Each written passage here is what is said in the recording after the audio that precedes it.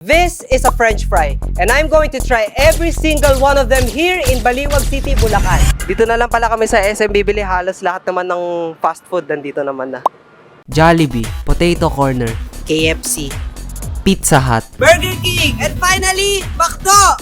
These are the fast food restaurants na binilhan namin ng mga fries. And we are going to rate it according to its crispiness, taste, smell, and wow factor. We are also going to give out our overall rating. Yeah, that's it. First up is Jollibee. Ito yung una namin titikman. And here I have my lovely lalabs, Rina. Cameraman nga din pala ako, guys. In fairness, masarap. Ito yung mga go-to nga ng mga Pinoy. Pagkatapos ng school, nung elementary ako, ito lagi go-to ko. Kada uwi ako, excited ako. At kakain ako ng Jollibee. For the crispiness, I'll give it a 6 out of 10. Medyo soggy na pagtagal, but it still has that crisp given naman ninipis yung fries. Sa taste naman, Masarap. masarap. Typical Parang- Jollibee pero masarap. Alam mo kagad na Jollibee pag sa amoy pa lang. Taste, 7 out of 10. Smell, 8 out of 10. Wow factor, 7 out of 10. It's the typical Jollibee fries, so I'm no longer surprised because I'm used to the quality that Jollibee makes. Though, sumarap siya ngayon compared to the previous months. And overall rating, 7 out of 10. Next up is McDo. Ayan, ito rin yung isa sa mga talagang gusto ko na fries. Oo, lagi namin in-order Oo. ng dalawa eh. Dahil nung nasa Saudi rin ako, ito yung hinahanap-hanap ko Uy, talaga. nauna na ako sa iyo ah. Pasalubong worthy siya, guys. Yes. Wala siyang amoy, guys. Yeah, there's no smell. Like, it's not distinguishable compared sa mga ibang fries. Kung makikita nyo, hindi siya gaano mamantika kumpara sa ibang mga fries, pero still kinda crispy. Plus points for that. Kaya lang din binabalik-balikan ng mga tao, it's because they've been long enough already in the food industry. Yeah. Kasi mga estudyante din madalas sa McDo eh. Mm-mm. Crispiness, 7 out of 10. Taste, 7 out of 10. Smell, 5 out of 10. Wow factor, 5 out of 10. And overall rating, 6 out of 10. Okay, next up is Burger King. Isa din sa mga favorites ko to na fast food restaurant. So, what sets them apart is that yung fries nila is thicker than the usual fries na makikita mo sa Jollibee, McDo. Yan. So, tara, tingnan na natin. Crispiness. Medyo malatong pa siya eh. Oo nga eh. Kasi usually kapag yung fries mo is makakapal, thick cuts, mas una siyang nagiging sagi compared sa mga maliliit, di ba? Pero Pero, ano pa rin siya, crispy pa rin siya, oo. Sa taste, moderate siya. Hindi siya ganong maalat, hindi siya ganong... Ayun, nangingay ng mga motor. Hindi siya ganong maalat, hindi siya ganong matabang. Oo. Sa kaligitnaan siya. It's in the middle ground. Kaya ko rin gusto tong fries ng Burger King makakapal. Nakakabusog siya talaga. Mawala siyang konti, pero grabe nakakabusog siya. Kung mapapansin nyo nga pala guys, binili namin yung mga talagang pinakamalalaki nilang sizes. Gutom talaga kami. Ito na talaga yung pangkain namin. Try mo. Kinagatan ko na yan. Wow factor. I'll give it an 8. Kasi it's not your usual fries. Again, yung ibang mga french fries kasi maninipis, maliliit.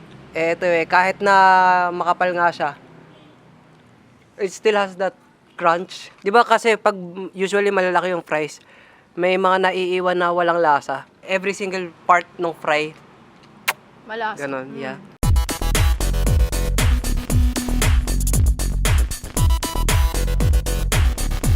Next up is Potato Corner. Okay, this is the only fry na walang plain. So, we decided to go with cheese fries because we love cheese. Tsaka very common flavor kasi ang cheese, di ba? All of the fries are plain except for this one.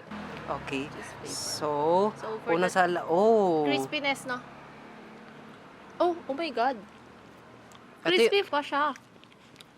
for something na may cheese, tapos kanina pa natin in-order. Actually, una sa mga in-order namin. It's still crispy. Oh. Ang galing. Oh. Crispiness. I will give it a 9. Uy, bakit 9? 9 lang sorry. Wala sa akin perfect Ikaw lang yung perfect. Nakakainis. Crispiness, 9 out of 10. Akala ko hindi na magiging crispy dala ng cheese. But I thought wrong, sisters.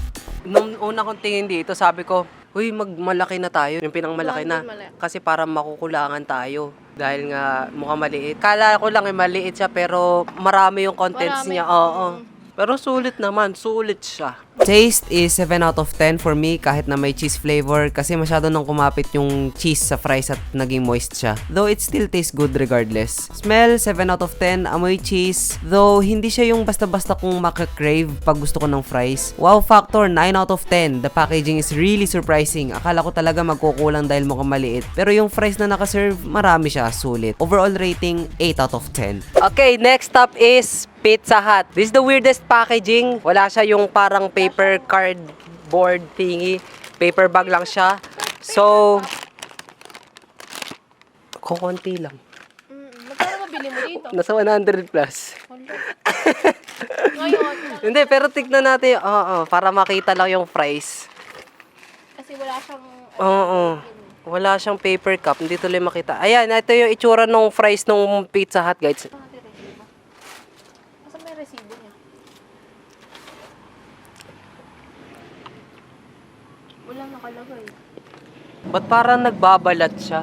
Ewan ko kung nakikita nyo ngayon sa camera. Next na tayo? Next. Ay nako, ayoko na lang mag-rate, baka magmukha akong masyadong pintasero. Pero ang taas talaga ng expectations ko. Ang ganda-ganda ng paper bag tapos kukunti lang pala yung laman. Tapos ano ba yan, nagbabalat pa, kala mo ahas! Lastly, KFC. Ayan, ito ang pinakamalaking French fry bucket Namin. na in-order namin. Actually, Ayan, nakakita nyo? Kanina na umorder kami. Akala ko ayun na yung fries namin. Tapos napaisip ako na, ay, baka sa iba yan yung manok. Tapos sabi mo nga, di ba? oo, Baka nga manok yan, hindi atin yan. Tapos nagulat na lang kami nung dumating. Ang laki! At saka marami-rami naman siya.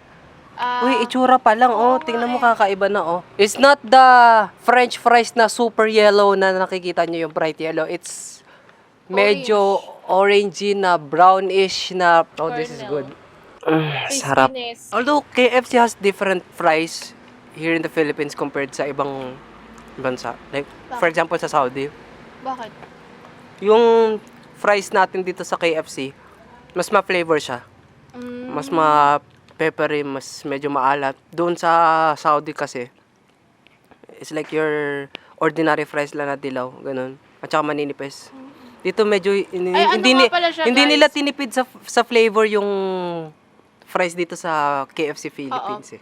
This one's really good. Wow. Nakakagulat, ang laki. Hindi namin akalain na gagamitin nila yung ganitong klaseng bucket for fries. Usually ito yung mga nakikita mo for chicken So it's really surprising. This one's really good, you guys. Malasa siya, hindi siya tinipid sa flavor. Amoy KFC. Alam nyo naman yung amoy ng manok ng KFC. Ganun din dito sa fries. And wow, napakalaki ng bucket. And it's also thick cut like yung fries ng Burger King, but better. Wala na akong masasabing iba pa. Ang sarap lang. Ayan, that's all for our food review for today's video. Thank you for joining us. Napakasarap. Ano masasabi mo? Yum yum! Masaya siya. Ayun lang. Ayan, thanks for watching. Kakain pa rin kami. Bye-bye! Enjoy lang namin.